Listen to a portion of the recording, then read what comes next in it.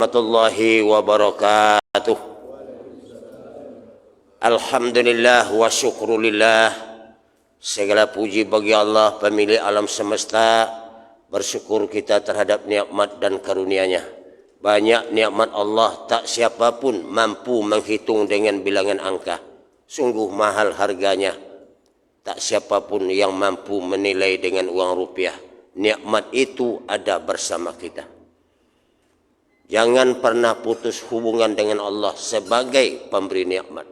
Dan pada akhirnya kita akan kembali kepada Allah Subhanahu wa taala, dan nikmat itu juga yang bakal untuk dipertanggungjawabkan. Summa la tus'alunna yauma idzin 'anin na'im. Syukur nikmat, la in syakartum la azidannakum wa la in kafartum inna adzabi lasyadid. Syukur nikmat ditunggu oleh kebahagiaan yang kekal abadi.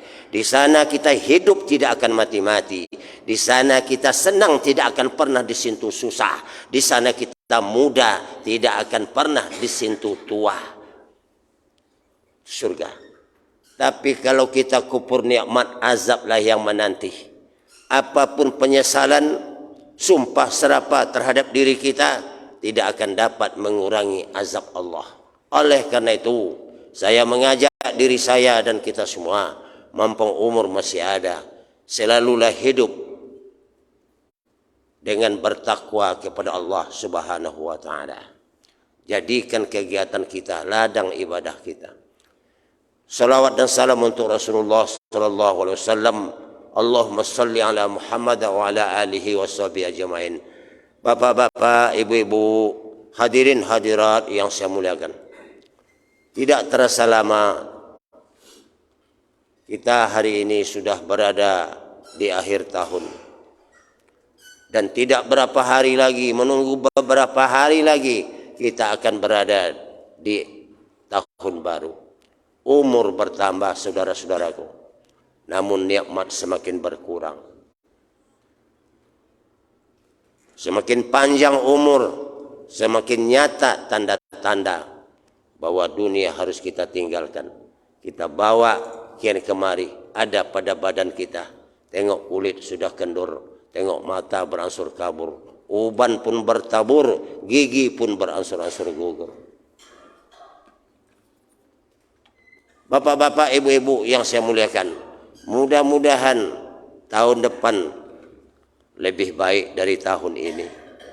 Oleh karena itu, Allah selalu mengajak kita dalam banyak ayat, yaitu kepada orang-orang beriman untuk senantiasa biarlah nikmat berkurang, makan berkurang, sehat berkurang, tapi nikmat iman tetap dijaga, takwa tetap dipelihara, sehingga kita mati dalam ketakwaan dan mengakhiri hidup kita dengan husnul khotimah. Banyak ayat mengajak kita orang-orang beriman untuk bertakwa. Ya ayyuhallazina amanu taqullaha haqqa tuqatih wa la tamutunna illa wa antum muslimun. Hai orang-orang beriman, bertakwalah sungguh-sungguh. Bertakwa sungguh-sungguh. Jangan dijadikan takwa itu lipstik pemanis bibir, lalu kita bohongi dalam berperilaku dan bertingkah laku. Buktikan ketakwaan tadi. Wala tamutunna illa wa antum muslimun. Jangan kamu mati kecuali dalam keadaan tunduk dan patuh. Dalam keadaan tunduk dan patuh terhadap ajaran Allah dan Rasulnya. Bapak-bapak, ibu-ibu yang saya muliakan, Allah menciptakan kita untuk beribadah. Karena itu jangan diperkecil makna ibadah. Wa ma khalaqtul jinna wal insa illa liya'budun. Aku tidak ciptakan jin dan manusia kecuali hanya untuk beribadah. Maka kita orang mukmin, sebagai orang mukmin, pastikan, untuk ulang-ulang kaji, pastikan tujuan hidup kita lillah. Apa saja kerja yang kita lakukan lillah.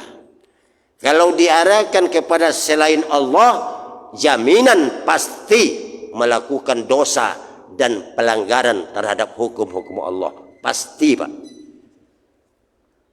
Karena itu isi dua kalimat syahadat dalam kehidupan kita.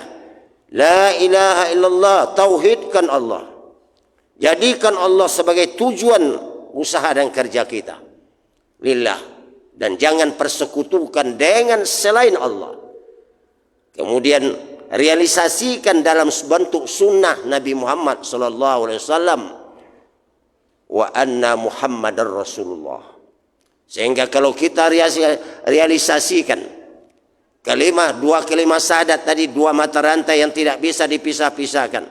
Bagaimana mengabdikan diri kepada Allah, diberikan contoh oleh Nabi. Bila kita jadikan Nabi sebagai contoh, tidak ada satu kerja yang tidak bernilai ibadah, Pak. Pasti. Mulai dari urusan-urusan yang kecil sampai urusan-urusan yang sebesar-besarnya. Ada Islam mengatur. Tapi kadang-kadang kita seperti tak mau tahu dengan aturan-aturan Islam. Sehingga kita hanya melaksanakan apa adanya. Dan tidak mau menambah. Sehingga amal kita kadang-kadang tidak berubah kepada yang lebih baik. Bapak-bapak, ibu-ibu yang saya muliakan. Karena itu Allah Ta'ala memerintahkan kita untuk menjadi insan yang bertakwa sungguh-sungguh. Buktikan ketakwaan tadi dengan amal zahir. Takwa yang ada dalam hati, bersihkan hati dari perkara-perkara yang merusak dan menghabiskan pahala amal zahir. Dan jadikan Rasulullah sebagai contoh tauladan dalam hidup dan kehidupan sehari-hari. Bapak-bapak, ibu-ibu yang saya muliakan. Orang sukses di mata Allah bukan diukur dengan jabatan, harta, pangkat, titel. Tidak. Sekali-kali tidak. Diukur dengan ketakwaan. Faqad fazal muttaqun. Orang yang sukses itu orang-orang takwa. Inna lil muttaqina mafaza. Sesungguhnya orang-orang takwa itulah yang sukses. Ukuran manusia mulia bukan karena pangkat, bukan karena jabatan, bukan karena harta. Bila kita ditanya oleh mungkar nangkir, Bapak Ibu, tak dipanggil titel. Yang berhormat, marab buka, sama semua. Kadang-kadang kita bisa saja termakan puji atau merasa kecil hati bila jabatan tidak disebut, bila titel tidak dipanggil. Semuanya sama. Ukuran manusia mulia di sisi Allah dinilai dari takwa. Inna akramakum indallahi atqakum. Bapak-bapak, kita hidup di dunia buat sesaat sementara saja. Pastikan tujuan hidup akhirat. Dunia tempat mencari bekal. Orang masuk neraka karena amal perilakunya di dunia. Orang masuk surga juga karena amal perilakunya di dunia. Maka tidak ada bekal yang paling baik untuk dibawa ke hari akhirat menuju surga Allah kecuali takwa. Maka Allah ingatkan, wa tazawwadu fa inna khairaz zadi taqwa. Berbekallah kalian. Sesungguhnya sebaik-baik bekal adalah takwa. Garap dunia di atas bertakwa kepada Allah Subhanahu wa taala. Cari rezeki yang halal. Belanjakan kepada yang halal. Jangan cari rezeki yang haram. Dibelanjakan kepada yang halal sama dengan haram. Sebab sumbernya haram. Jadi kadang-kadang bapak-bapak, ibu-ibu, kita pisah-pisahkan antara ibadah solat dengan kerja di luar solat. Sehingga apa? Kita bisa ikhlas solat, tapi di luar solat banyak orang sudah tidak ikhlas melakukan pekerjaan. Artinya tidak diarahkan kepada Allah, akhirnya diarahkan kepada selain Allah, terjadilah manipulasi dan lain-lain sebagainya. Maka rusaklah amal bapak-bapak. Di antara yang membotolkan pahala amal kita, di antaranya hubbud dunya, orang yang mencintai dunia. Dunia dijadikan tujuan, Allah pemilik dunia ditinggalkan, aturan Allah dilanggar, perintahnya tidak dilaksanakan. Hubbud dunia. Sehingga Rasulullah katakan akan datang kepada umatku satu zaman melupakan sangat-sangat mencintai, antara lain yuhibbunad dunya wa yansawnal akhirah. Mereka mencintai dunia, asal dunia dapat halal haram aturan Allah sudah tidak diperdulikan. Wa yansawnal akhirah, dia lupa akhirat. Padahal kita hidup di dunia untuk akhirat, Bapak-bapak. Cuma kita disuruh menggarap dunia untuk bekal dibawa pulang ke hari akhirat. Terakhir, saudara-saudara, saya yakin tidak ada di antara kita yang mati mau masuk neraka. Semua kita ingin masuk surga Allah. Jawabannya takwa. Kenapa? Takwa. Surga disediakan oleh Allah untuk orang-orang yang bertakwa. Wasari'u ila maghfiratin min rabbikum wa jannatin arduhas samawati wal ardu uiddat lil muttaqin. Bersegeralah kamu kepada keampunan Rabbmu dan kepada surganya yang lebarnya selebar langit dan bumi, disediakan oleh Allah untuk orang-orang yang bertakwa. Oleh karena itu Allah Ta'ala berfirman, wa may yuti'illaha wa rasulah, barang siapa yang mentaati Allah dan Rasul dalam kehidupannya, dalam semua urusan, supaya menjadi ladang ibadah buat kita, bekal untuk dibawa pulang ke surga, faqad faza fawzan azima. Orang inilah yang mendapat kesuksesan yang sangat-sangat agung. Mari kita jadi orang sukses di mata Allah. Walaupun orang memandang kita sebelah mata, tak perlu berkecil hati. Tak dikenal oleh penduduk bumi, jangan berkecil hati. Kita dekatkan diri kepada Allah Subhanahu wa taala. Kerja kita tidak pernah merugikan orang lain, apalagi diri kita sendiri, maka Allah akan memberikan ketenangan jiwa kepada kita. Oleh karena itu, mudah-mudahan umur kita masih, kesempatan masih diberi oleh Allah, umur masih dipanjangkan, tapi jangan putus hubungan dengan Allah Subhanahu wa taala. Alladzina yazkuru, selalu ingat. Walladzina amanu tatma'innu qulubuhum bizikrillah. Ala bizikrillahi tatma'innul qulub. Orang-orang beriman, kita orang yang beriman, mengaku beriman, tenangkan hati dengan selalu mengingat, selalu menyebut, selalu dalam mentaati Allah Subhanahu wa taala. Tidak ada jalan lain. Ala bizikrillah, hanya dengan mengingat, menyebut dan mentaati, tatmainnul qulub, jiwa kita akan tenang, Bapak-bapak, Ibu-ibu. Sebaliknya, jangan lupa ajak keluarga kita. Orang ibu bapak yang mencintai anak, bukan bermakna dia belikan apa yang dia mau, tapi dia selamatkan anak dari azab api neraka.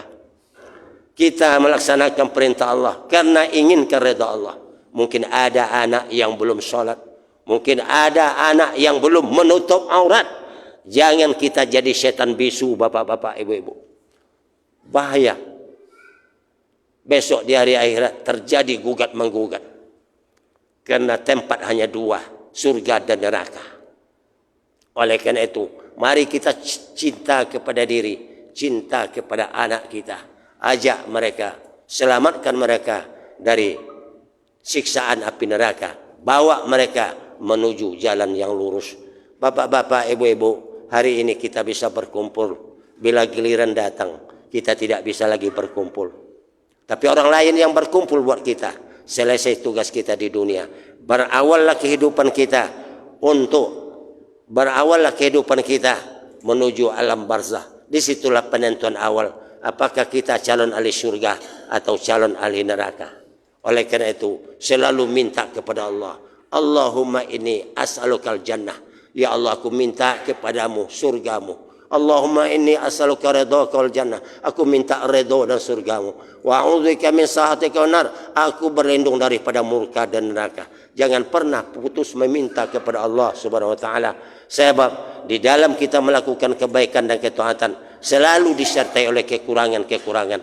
Seperti solat saja, Bapak, ada kekurangan-kekurangan. Kadang-kadang badan kita dalam masjid, pikiran dibawa melayang-layang di luar masjid. Tapi ada solusinya. Duduk sejenak. Ada sunat-sunat solat. Sunat-sunat bacaan sesudah solat. Istighfar 3 kali saja. Nah, yang paling pendek, tak perlu panjang. Astaghfirullah, astaghfirullah, astaghfirullah. Allah ampunkan kekurangan-kekurangan kita yang ada di dalam solat tadi. Kita baca Subhanallah 33 kali. Alhamdulillah, Allahu Akbar 33 kali. Kita tutup dengan La ilaha illallah wahdahu la syarikalah, lahul mulku wa lahul hamdu wa huwa ala kulli syai'in qadir. Allah ampunkan dosa kita walaupun sebanyak buih di laut, kecuali dosa besar. Kita baca ayat kursi hanya satu ayat, tak pernah putus selesai solat wajib. Lam yamna'hum minal jannah illa ayyamun. Tidak ada yang menghalangnya untuk masuk surga bila dia mati, Bapak-bapak. Subhanallah, amal yang sedikit tapi Allah berikan pahala yang berbukit. Namun kadang-kadang banyak juga kita yang tidak memperdulikannya. Sambil berjalan kita beratkan timbangan amal kita terus. Jangan putus dengan Allah. Sambil duduk, sambil baring, bisa kita hari-hari memberatkan timbangan kita dengan hanya membaca Subhanallah wa bihamdi Subhanallahil azim. Kemana kita pergi, kita bisa menanam tanaman-tanaman surga. Apa kalimatnya? Subhanallah walhamdulillah wa la ilaha illallah wallahu akbar. Subhanallah. Mari kita isi hidup bersama Allah, karena Allah ingin Allah bersama kita apabila kita ingat kepada Allah. Mudah-mudahan kita menjadi hamba-hamba yang bertakwa. Siang ini kita di tempat yang mulia, mudah-mudahan di hari akhirat kita bersama dalam surga Allah. Amin ya rabbal alamin. Bersama keturunan dan keluarga-keluarga kita, bersama masuk dalam surga bersama baginda Rasulullah. Amin ya rabbal alamin. Subhanakallahumma wa bihamdika asyhadu an la ilaha illa anta astaghfiruka wa atubu ilaik. Assalamualaikum warahmatullahi wabarakatuh.